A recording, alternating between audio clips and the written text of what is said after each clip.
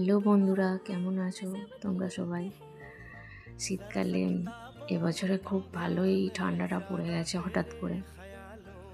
তো আশা করি শীতকালে এবারে ঠান্ডায় সবার বাড়িতেই মটরশুঁটি চলে এসছে।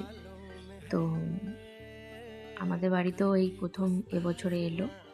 তো মটরশুঁটি দিয়ে তো অনেক রকমেরই রান্না করা হয়।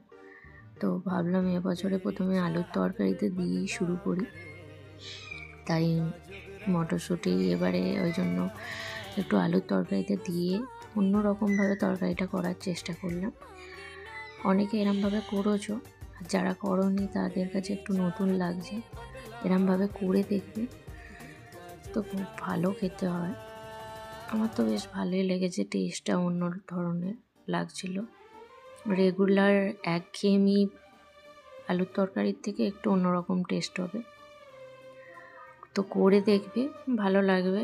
আর দ্বিতীয় কথা হচ্ছে, আমি ভয়েস ওভার এটা নিয়ে সেকেন্ড টাইম দিচ্ছি। এর আগে একটা অন্য ভিডিওতে ছিল, আর এটা নিয়ে আমি সেকেন্ড টাইম দিচ্ছি।